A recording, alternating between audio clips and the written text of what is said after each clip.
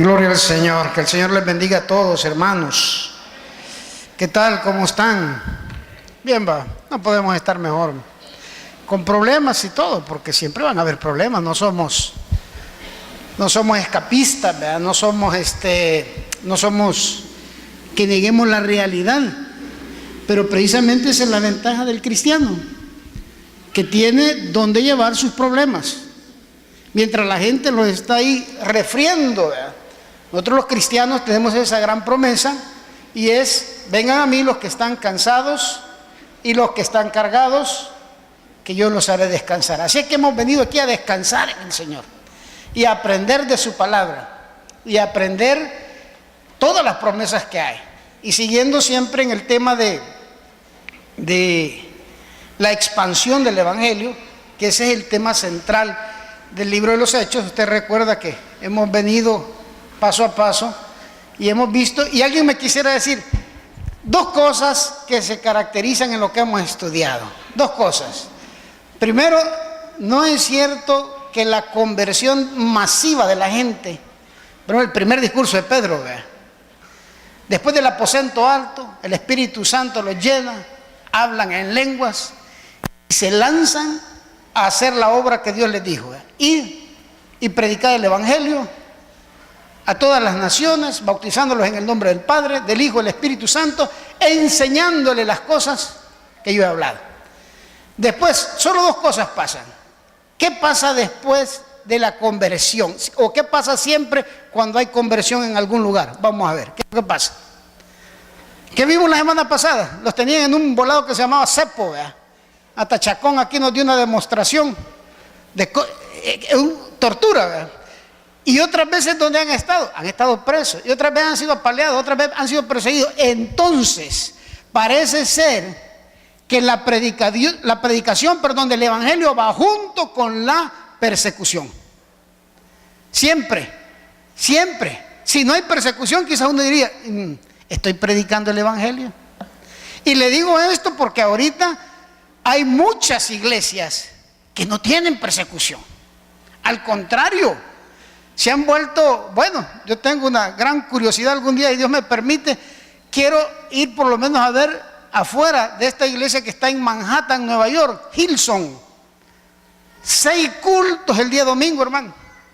6 cultos, y es que para entrar ahí hay que hacer cola, porque los conciertazos que dan allá adentro son cosas serias. El pastor es amigo de la mayoría de artistas famosísimos. Llegó una vez Justin Bieber, ¿verdad? Ese que les gusta tanto a ustedes, y oyó la predicación, estuvo bailando ahí también, y lo terminaron bautizando. Entonces, la pregunta es: ¿qué pasa allí en estas iglesias? Que la gente quiere entrar, pero no para oír palabra de Dios. Y hay varias. Bien lo decía el pastor. Bueno, la última alabanza que está pegando en algunas iglesias es suavecito, ¿verdad? ¿En serio? Solo le han cambiado la letra. Y ahí usted puede investigar. Hay otras que tienen drama, dicen, pero el drama era el thriller de Michael Jackson. Entonces, eso jamás va a tener persecución. Eso no tiene persecución. Ahora, la apatía, la persecución, o como lo dice el tema, siempre abajo, oposición, porque la oposición se convierte en persecución algunas veces, pero oposición siempre hay del Evangelio. Es porque el Evangelio cambia a las personas, por un lado, y por otro lado incomoda a los hijos del diablo. Eso es el Evangelio. Cuando el Evangelio es predicado, el Hijo de Dios viene al arrepentimiento, pero el hijo del diablo se incomoda y se organiza y critica y dice: hagamos, ¿y estos quiénes son? En las empresas, mire, ¿a quién no le conviene que sus empleados sean cristianos a usted? ¿A quién no le conviene? El haragán se vuelve trabajador. El que roba ya no roba, como dijo Pablo. Si era un borracho y no rendía porque llegaba en estado post-alcohólico, para que entiendan, eso es goma, ¿verdad? Ya no llega así. ¿Le conviene o no le conviene a una empresa? Sí, pero en la mayoría de empresas hay oposición para los cristianos. Hay oposición hasta en los mismos compañeros. Entonces la idea, o más bien dicho el mensaje de esta noche es, hermanos, no vayamos a caer en el temor de decir, yo mejor ni digo que soy cristiano. Yo sé cómo estoy con Dios. Yo le entregué mi vida ya al Señor, pero yo mejor ni digo. Calladito me veo más bonito. Y de predicar, no hombre, eso no. Si eso es acarrearse problemas, no vayamos a caer en esa situación, hermano. Porque eso es lo que el diablo quiere. Ya lo veremos conforme al estudio. Entonces, ¿el cristiano cómo tiene que ser? ¿Un pleitista? No, pero es alguien que está listo para la guerra. ¿La guerra contra quién? No contra carne ni sangre. La guerra contra los hijos del diablo. Siempre va a haber oposición ante el evangelio, siempre. Habrá gente que se convierte. Esos son los únicos dos caminos. El hijo de Dios, cuando oye el evangelio, viene al arrepentimiento, y el hijo del diablo se incomoda. Mire, si hay alguien que trabaja, pero que sí es bien trabajador, es el diablo. No, hombre, ese se anda marcado todo, es un estratega.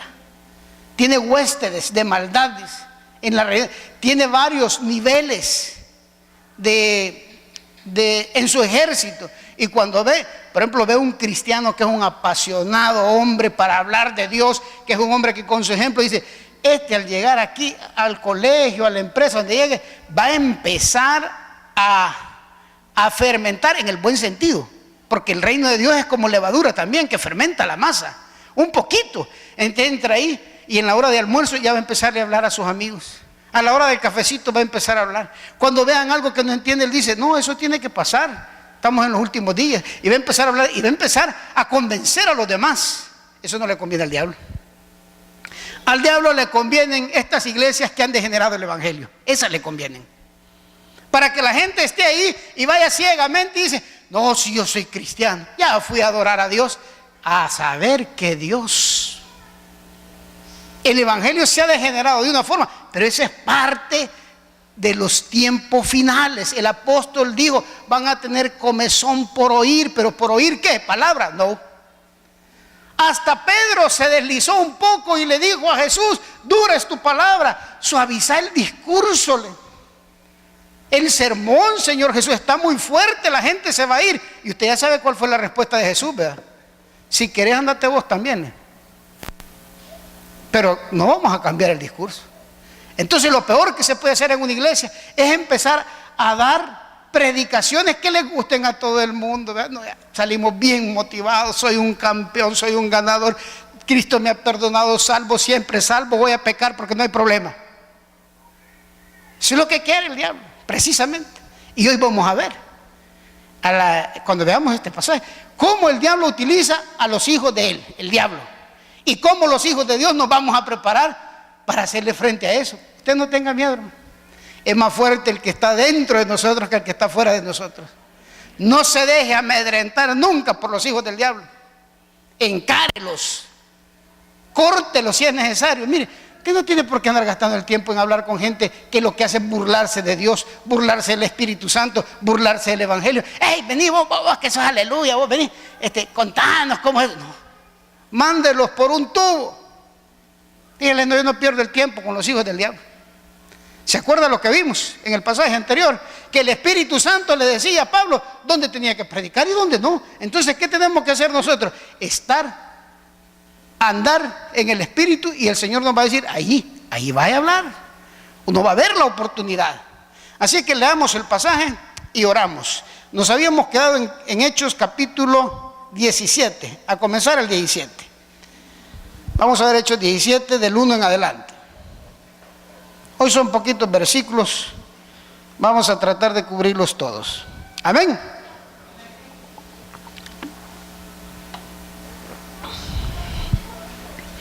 Por aquí se los tienen ya también.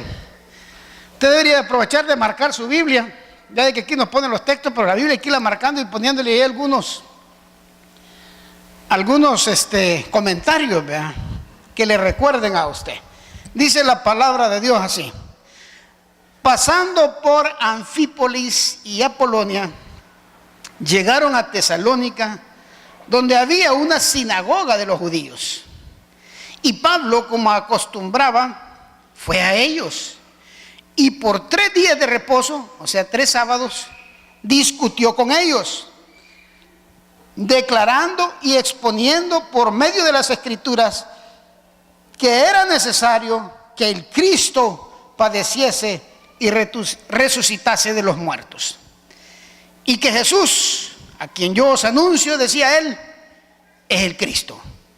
Y algunos de ellos creyeron y se juntaron con Pablo y con Silas. Y mire, y de los griegos piadosos, ¿cuántos eran? Gran número. Y mujeres nobles, ¿cuántas? No pocas. Entonces los judíos que no creían, teniendo celos, aquí están los hijos del diablo, hermano, tomaron consigo, mire, ¿a quiénes?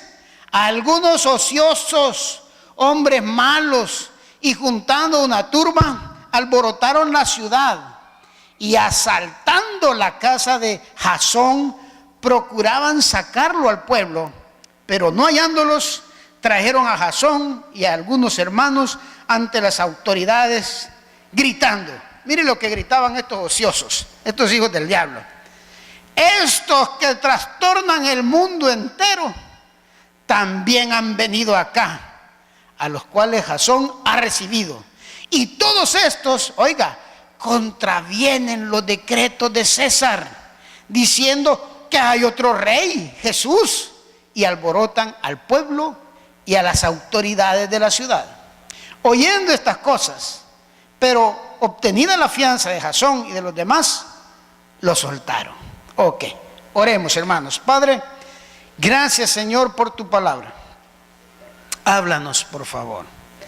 Espíritu Santo de Dios, tú inspiraste estas sagradas escrituras. Ahora revélanos. Ilumina, Señor, esta escritura para que sea práctica nuestra vida. Llénanos de valor, Señor. Llénanos de coraje. Queremos ser no cómodos ni cobardes. Como tú le dijiste a Josué, esfuérzate y sé valiente. No queremos caer en la comodidad. Y no queremos, Señor, perder la visión por miedo, por cobardes. Ayúdanos a predicar el Evangelio con denuedo a todas las personas que están necesitando estas buenas nuevas. Y desde ya, Señor, reprendemos al enemigo, a Satanás, el diablo y a todos sus hijos. Ahora yo te pido que en este momento todo espíritu contrario al tuyo, Espíritu Santo de Dios, es echado fuera. A ti sea toda la gloria, a ti sea toda la honra siempre, Señor. Habla nuestras vidas, perdona nuestros pecados. En el nombre de Jesús te lo pedimos, Padre. Amén y amén. Gloria a Dios. Bueno, vemos entonces aquí que Pablo llega a otro lugar. Aquí sí había una sinagoga de los judíos. ¿Recuerda la vez pasada donde Pablo tuvo que predicarle? A la ribera de un río. Ahí llegaban las mujeres piadosas, ¿verdad? Las mujeres que estaba Lidia, inclusive. Dicen los comentaristas que Lidia probablemente ya había creído en Jesús, pero no había llegado alguien que le explicara el Evangelio, porque llegaban ahí a orar. Entonces Pablo buscaba estratégicamente los lugares donde habían personas para hablarle a los hijos de Dios. Y eso es lo que tenemos que hacer nosotros. Que en medio de eso van a haber hijos del diablo también, eso que no nos preocupe. Que en medio de eso va a haber oposición también, eso que no nos preocupe, porque siempre la van a ver, se lo garantizo. El único hijo de Dios que no puede tener oposición es el que no abre la boca, el que no predique el Evangelio. De ahí usted va a ser criticado, va a ser difamado. Vos me querés venir a hablar ahora del Evangelio. ¿Y quién sos vos? Porque así dicen los hijos del diablo. Uy, mirala, ahí va con el universo. Ay, yo es servidora de la Peniel, como que si no la conociera yo. Ay, deje esos hijos del diablo, déjelos. Dios se encargará de callarles la boca. Pero nosotros no tenemos que amedrentarnos por eso. ¿Quién acusará a los escogidos de Cristo? Si Cristo murió por nosotros y resucitó y está a la diestra de Dios Padre intercediendo por nosotros. ¿Qué garantía más grande? No tenemos que olvidar esa garantía. Entonces ahora Pablo, que llega a este nuevo lugar, lo que hace es buscar las sinagogas. ¿Ok? ¿Por qué? Porque había una transición, había que predicarle a los judíos mismos, principalmente, ¿verdad?, que eran los que le conocían a él, y a los griegos también. Ahí dice que se convirtieron muchos. Llegó entonces al lugar de adoración de los judíos. La sinagoga es un lugar más pequeño que el templo, pero donde se lee la palabra de Dios, la ley. Aquí en El Salvador solo hay 2 sinagogas de los judíos. Entonces ahí leen la Torá. Ahí leen también los libros apócrifos, que no son malos libros, sino que no son inspirados, pero son históricos, donde se habla de los macabeos 1 y 2, la revolución que hubo. Esos libros fueron escritos en 400 años que hubo de oscurantismo, o sea que Dios no habló desde Malaquías hasta el nacimiento de Jesús en Mateo. Entonces las sinagogas sirven para eso. Y Pablo aprovechaba eso, porque Pablo era fariseo de fariseos, era un maestro de la ley. Entonces aprovechaba, él manejaba muy bien eso, pero él no llegaba a hablar de la ley, él llegaba a hablar del nuevo evangelio, del evangelio de Cristo Jesús, de la aplicación de la ley, del cumplimiento de la ley, de la ofrenda que se había hecho, el cordero inmolado que quitaba el pecado del mundo y que abría la puerta tanto a judíos como a gentiles. Este es fascinante. El evangelio de Dios siempre ha sido fascinante para los hijos de Dios. Yo quiero que lleven esos 2 pensamientos juntos. El evangelio es emocionante para los hijos de Dios. Mire, un hijo de Dios a veces agarra su Biblia en su devocional en la mañana o cuando tiene tiempo y la abre en el proverbio del día. Y hay un texto que hasta lo hace llorar. Un hijo de Dios escucha una alabanza en donde Dios le habla a su vida. Una alabanza, donde Dios habla a su vida, el problema que anda viviendo, y él se quebranta y llora. Un hijo de Dios, un hijo del diablo. Ese, ¿y qué? Si se no le molesta, se siente mal, es recordarles que ya les va a tocar juicio. Es recordarles. ¿Y desde dónde provienen los hijos de Dios y los hijos del diablo? Desde el principio. Caín, hijo del diablo, mató a su propio hermano, Abel. ¿Se arrepintió? No.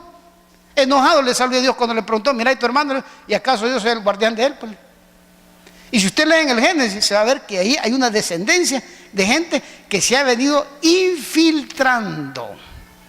Por eso es que no es raro que en las congregaciones hayan hijos de Dios y hijos del diablo, que eso no es raro. Si hay gente que llega a pervertir el evangelio, así como también hay lobos con piel de ovejas, gente que ha hecho de esto un negocio. ¿Por qué no hablarlo con toda claridad? Negocio en todo aspecto, negocio monetario. Mire, hay sinvergüenzas que lo que han hecho con sus iglesias es tener un pequeño harén. Yo no creía eso, hasta que un pastor me lo contó. No, me dijo, si ahí, y me habló de la denominación, si ahí el pastor sueña con cualquier hermanita y ya habla con los papás, porque solo, es raro que solo con cipotas sueñan. Y ya, ven hermanos, sí, hermano pastor, diga, he soñado con su hija. Eso quiere decir que la van a prestar una semana, la niña. ¿Qué es eso? Un lobo con piel de oveja. Entonces, el diablo tratará de estar infiltrado siempre para poner oposición. ¿Cómo vemos aquí esa oposición? Dice que se sintieron celosos los religiosos, los hijos del diablo, se incomodaron con las verdades de Jesucristo que Pablo predicaba. ¿Y qué hicieron? Fueron a traer su ejército. ¿De qué dice que eran? Ociosos y hombres malos. Hay gente que ocupa los ociosos, hermano, tenga cuidado. Hay gente que, véngase aquí, organicémonos, hombre. ¿Cómo es posible que? Hay gente así, con mente diabólica. Y entonces llegaron, mire quiénes llegaron donde las autoridades a denunciar a los que estaban predicando el evangelio de Cristo: los ociosos, los vagos y la mala gente. Mire qué ilógico. ¿Y las autoridades le hicieron o no le hicieron caso? Le hicieron caso. Les hicieron caso. Imagínense que un montón de bolos de esos que ponen ahí cerca de la cantina, ahí por ese súper que se llama el de Consuelo, Yacón, no sé cómo es, pero ahí el súper donde la competencia del selecto, ¿verdad? Y todos esos bolos ociosos y vagos vinieran ahí con la policía queremos que cierren ese centro de rehabilitación que han puesto, nos están quitando adeptos, hombre, no frieguen. ¿Ah? Pero aquí lo increíble sería que le hicieran caso. Eso pasó allí. Entonces, ¿y de qué los acusan? Están alborotando al pueblo. Ay, como que son avispas para alborotarla. Y de ahí dice, ¿qué otra cosa? Digo que están en contra del César. ¿Y qué es lo que tienen en contra del César? Que ellos creen en otro rey, en Jesús. Y no, a Jesús ya lo habían crucificado. ¿Dónde estaba Jesús? Jesús ya estaba allá. Jesús es el Rey de Reyes. Pero le creyeron. Y no es tanto que les crean, hermano, es que están en sintonía. Los hijos del diablo se entienden muy bien. Y creo que ahí es donde nosotros tenemos que poner atención, que también nos entendemos los hijos de Dios. Sería la pregunta. Y si a alguien se le acerca, hermano, para criticar su iglesia, para criticar las autoridades de su iglesia, para criticar al líder si usted está sirviendo, ¿qué le contesta a usted? Si un hijo del diablo llega y empieza a socavar, empieza a meter ahí cizaña, empieza a decir, ¿qué haría usted, hermano? ¿Se pone a la par también de ellos? Sí, yo, bueno, es que tengo ganas de irme mejor. Ay, que usted no sabe. Ay, ahí donde lo ve. Ese maestro que predica los martes, ahí donde lo ve, yo porque me lo puedo bien. Y empiezan a meter cizaña. Los hijos del diablo, la oposición al evangelio siempre va a existir. Y ahora, yo me hacía una pregunta cuando preparaba esta meditación. ¿Y por qué es que el diablo se opone con su ejército de gente, de ociosos y mala gente? ¿Por qué? ¿Qué le molesta de la predicación del evangelio, hermano? Usted nunca se ha puesto a predicar eso. ¿Qué pierde él? Si él tiene sus hijos. Y son bastantes, le quiero decir. Son bastantes. Y le obedecen. Ay, Dios. Si hay algo obediente son los hijos del diablo usted. Si ni les ha dicho anda a chupar y ellos por iniciativa propia lo hacen, pues. Si ni les dejan andar a matar y ellos lo hacen por deporte. ¿Qué es lo que le molesta al diablo? ¿Sabe qué es lo que le molesta? ¿Sabe cuándo va a venir Jesús a hacer guerra, a poner orden a lo que se conoce como la batalla del Armagedón? Así se llama. La batalla de Jesús contra Satanás, a arreglar cuentas aquí, a establecer un reino de 1000 años, pero que va a dirigir él. Se llama teocracia eso, el gobierno de Dios. ¿Sabe cuándo va a pasar eso? Te debería de saberlo. Cuando este evangelio se haya predicado en todo el mundo. Entonces, cuando ve que el evangelio va prosperando y va avanzando, el diablo se preocupa en gran manera. Claro que se preocupa. Porque se le está llegando su día. Porque estamos empujándolo. Entonces el diablo, cada vez que un hijo de Dios escucha el evangelio, viene al arrepentimiento, lo que es el llamamiento eficaz, y dice, sí, es que estoy, primero, número uno, que se convierte en un ente multiplicador de la palabra de Dios, va a predicar él también. Y segundo, ya es otro que está en la lista, o sea que nos estamos acercando a ese día, hermanos, y gloria a Dios porque nos estamos acercando a ese día. Dígame dónde no se predica el evangelio. Este está difundido y lo vamos a seguir haciendo. Y no vamos a parar. Y no paran los hermanos allá en los países islámicos. Aunque los maten, no paran. ¿Por qué? Porque el Espíritu Santo está en ellos y los mueve a eso. Les llena de valor. Por eso es que nosotros tenemos que fortalecernos en la fuerza de Dios. Esto no es de fuerza humana. Y para eso quisiera que viéramos cómo Pablo hace una analogía. Ya viste lo que es una analogía, ¿verdad? Es una comparación de un soldado romano y su armadura en Efesios 6. Acompáñenme ahí a Efesios 6, por favor.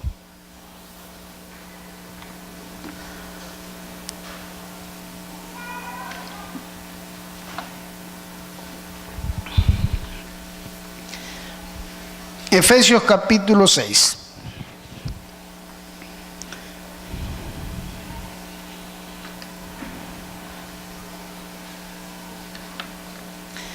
Cuando usted tenga tiempo, léase desde el 1, cuando tenga tiempo. Yo sé que usted es bien ocupado, pero haga tiempo. Léase desde el 1 y, por ejemplo, para preparar un sermón, cuando usted prepara un sermón, procure leer todo el contexto, ¿verdad? ¿De qué está hablando? En todo el capítulo 6 usted va a ver que habla al principio del 1 hasta el 5 de cómo debe comportarse un hijo de Dios. Si es un trabajador, ahí habla de siervos. Si es un patrón, las casadas. Habla del funcionamiento del hijo de Dios como persona, como ser humano. Todo lo que está hablando es como ser humano. Sujétese a al trabajador, que tiene que respetar al patrono, que ahí está. Del 1 hasta el 5 dice su comportamiento como persona. Pero de repente el apóstol les escribe y les dice, por lo demás, o sea, dice, bueno, ahora quiero hablar de otra cosa también. Ya uno del 1 al 5, uno sabe cómo debe de comportarse, que hay que sujetarse, que hay que amar, parece que las esposas también. Te dice, por lo demás, hermanos míos, aquí ha cambiado, aquí ya no es el comportamiento del ser humano, aquí va a hablar ya de las cosas espirituales. Aquí va a hablar del comportamiento de usted como hijo de Dios, como portador del Espíritu Santo y como soldado de Cristo. Dice, lo primero que dice es, fortaleceos en el Señor y en el poder de su fuerza. Eso es importante, hermano. Esta lucha que nosotros estamos peleando contra Satanás, el diablo, contra sus huestes de maldad, con la oposición que tiene el Evangelio y que nosotros estamos involucrados en eso. Esta lucha, hermano, no es en las fuerzas nuestras. Nuestras fuerzas son limitadas. Son limitadas, como seres humanos somos limitados. Uno, somos personas frágiles también. Esto no es no lo vamos a lograr con el intelecto, pues. No lo vamos a lograr con mi capacidad como ser humano. Por eso es que alguien cuando dice, ay, viera cómo me costó, pero lo convencí de que aceptara al Señor, está equivocadísimo. Si usted no necesita ni palabras retóricas, ni un lenguaje exclusivo, un florido léxico, palabras rebuscadas, para convencer a alguien, para empezar, usted no va a convencer a nadie. El Espíritu Santo convence de pecado a las personas. Nosotros no somos instrumentos, mostramos el Evangelio como tal. Predicaciones tan sencillas como la de Felipe al eunuco etíope, lo hicieron. Solo le hice una pregunta, ¿entiende lo que lees? Ay, ¿cómo voy a entender si nadie me lo explica? Y el eunuco le dice, lo que yo quiero saber, ¿de quién está hablando aquí el profeta? ¿De él mismo o de Jesús? Y ya le explica Felipe, está hablando de Jesús. Inmediatamente el hombre viene al convencimiento y fue bautizado.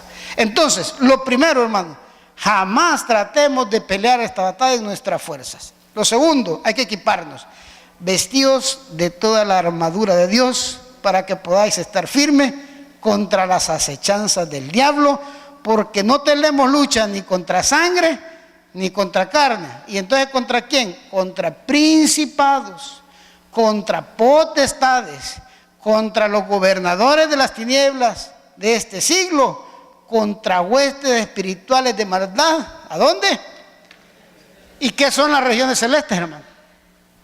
El aire, el ambiente espiritual, lo no tangible, lo no visible.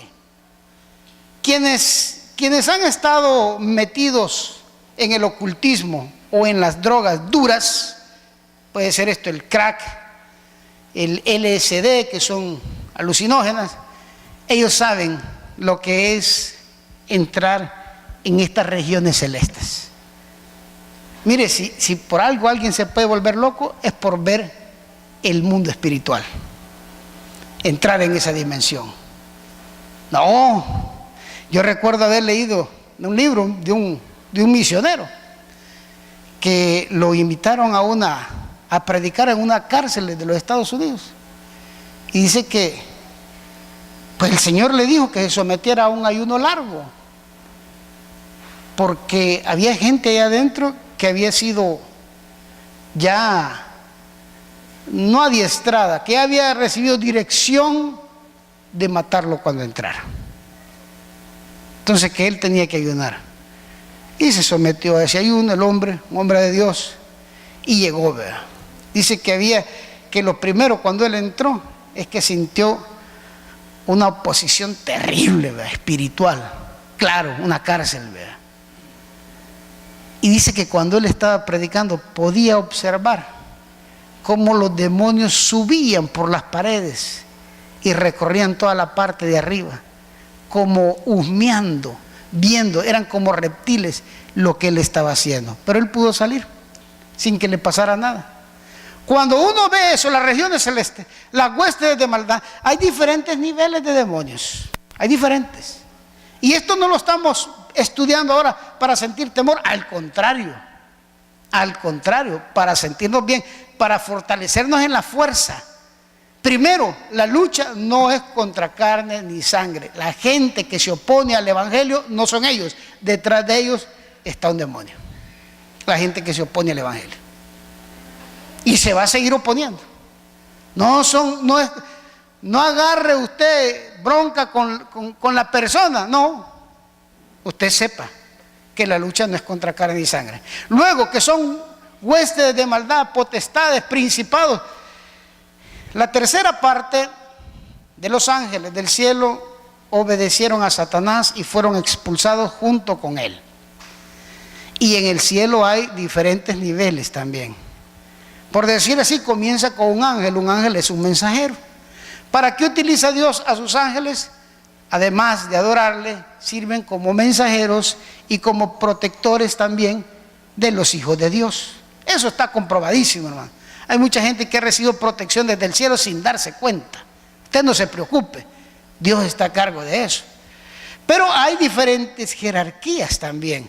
Entonces, el diablo ha seguido utilizando esas jerarquías para hacer su trabajo bien hecho de maldad. Entonces, alguna gente, mira, queremos que, perdón que mencione tanto el guaro, pero como yo soy rehabilitado, ¿eh?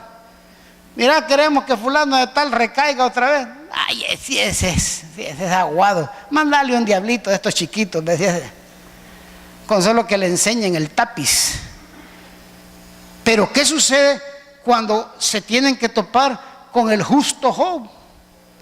O con alguien que está haciendo estragos, porque mire, don Satanás, aquí el reporte nos dice que hay un fulano por ahí que es imparable usted. Ahí anda predicando, ahí anda evangelizando, allá no lo detiene nadie. A ese hay que ponerle especial atención. Entonces dice, fortalecerán el poder de su fuerza. Y sigue diciendo, por lo tanto tomad, ¿cuánta?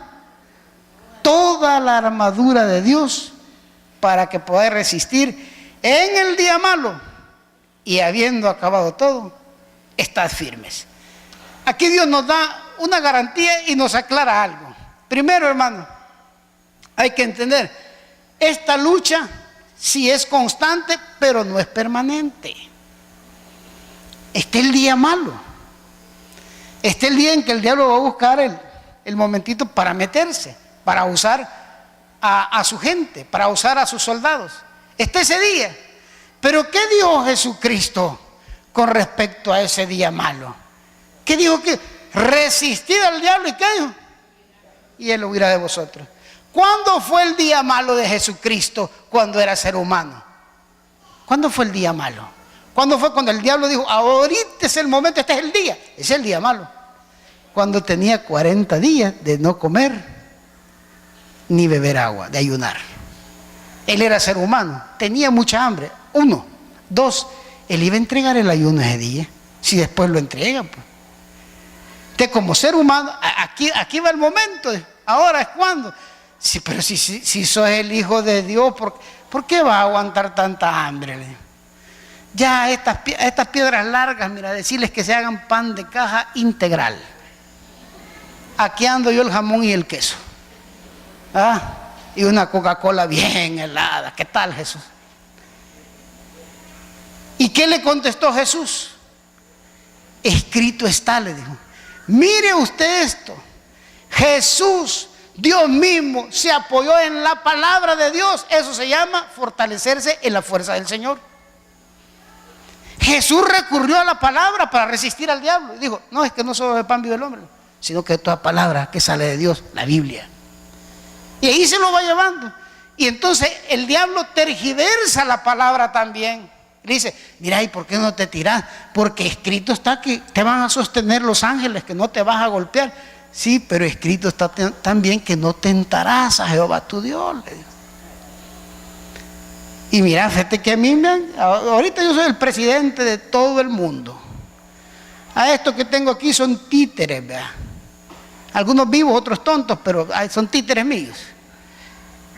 Y yo te doy todos estos reinos. Sí, mira, si no cuesta nada, si solo te hincas y me haces el bendito. ¿Se acuerda usted el bendito que le decía uno antes a la mamá? El diablo quería que Jesús lo adorara. Ese hubiera sido el fracaso de este gran proyecto de Dios. El diablo recibiendo adoración del que tiene todo el control, al que le han entregado todas las cosas. Ahora, en ese momento, estaba pasando su proceso. Y le digo, sí, escrito estás, solo a Jehová tu Dios vas a adorar también. Y dice que el diablo le dejó. ¿Y qué pasó después, hermano? Si alguien ha leído ese pasaje. Y vinieron ángeles y le servían a Jesús. Entonces sí entregó el ayuno, ¿verdad? Sí pudo saciar su hambre. Pero ahora, ¿cuál era el problema, hermano? En ese momento, ¿cuál era el problema de entregar el ayuno? ¿Quién se lo estaba diciendo? A veces no es lo que usted va a hacer. A veces es usted lo que tiene que ver. ¿Y quién me lo dice? ¿Es el diablo o es Dios? ¿Esto es de Dios o es del diablo? ¿Quién me lo está diciendo? Resistid al diablo y él huirá de vosotros. Entonces vemos aquí que Dios está hablando de tomar toda esta armadura. Veamos ahora así rapidito, de qué consta esta armadura. Dice, la primera, estad pues firmes y ceñidos vuestros lomos con la verdad y vestidos con la coraza de la justicia. Número uno, hermano. Dejemos ya toda mentira en nuestra vida. Y no me refiero a hablar mentiras, que sí hay que dejarlo también, sino que dejemos toda fantasía en nuestra vida y ciñámonos a la verdad de Cristo, hermano. Ya no andemos inventándonos. Lo peor que alguien puede hacer es mentirse a sí mismo. ¿Qué dice la Biblia? No os engañéis, de Dios nadie se puede burlar. No nos engañemos.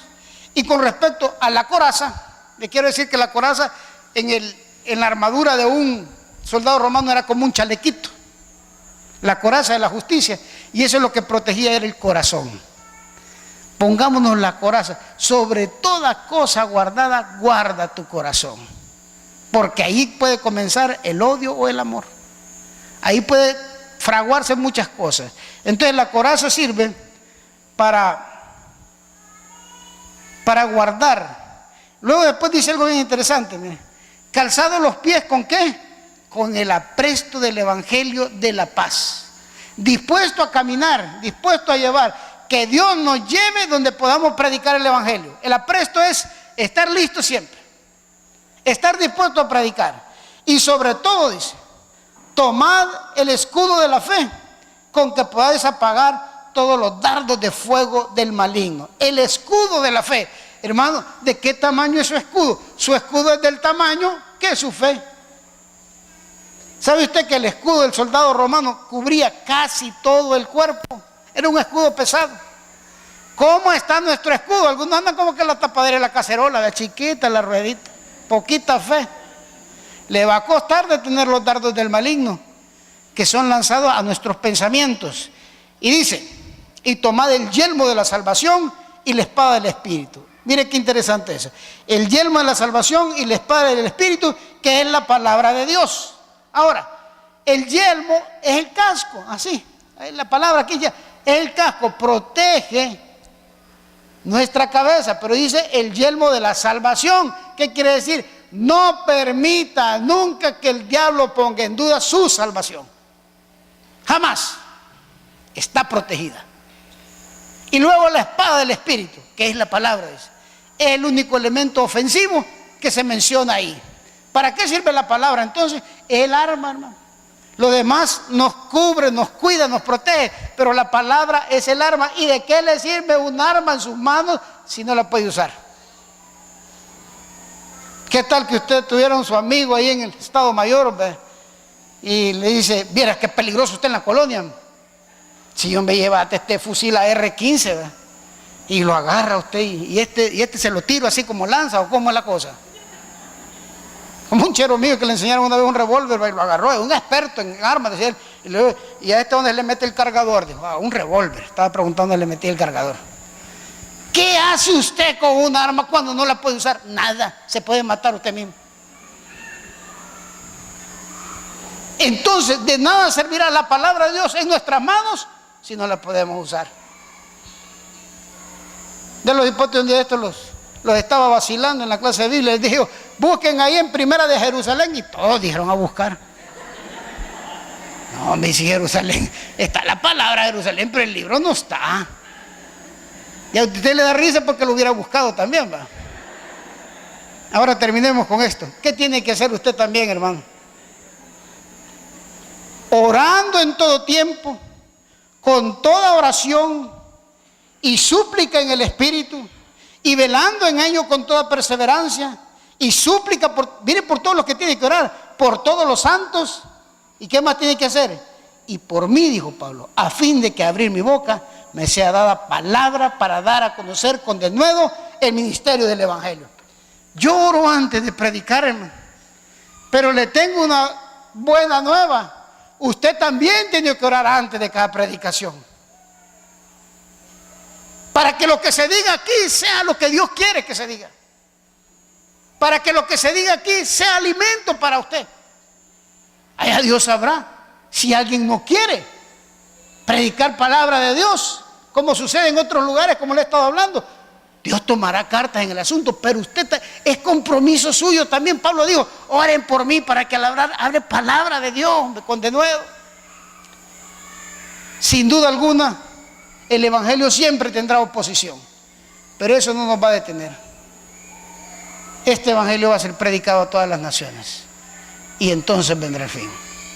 Y cada uno de nosotros es responsable de eso. Aprovechemos el tiempo, hermano, ya que los días son malos, y no tengamos ningún temor para predicar este Evangelio de salvación que es de nuestro Señor Cristo Jesús. Vamos a orar. Padre, gracias por tu palabra. Gracias por hablar.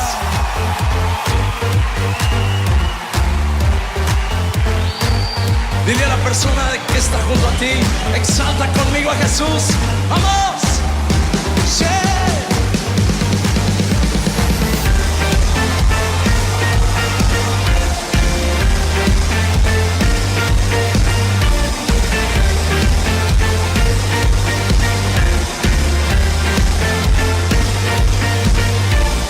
Yo quiero ver tu luz brillando en mí, a través de mi ser, un altar que todos puedan ver, que todos oigan que tú eres vida, la esperanza, perfecta gracia que me ha rescatado.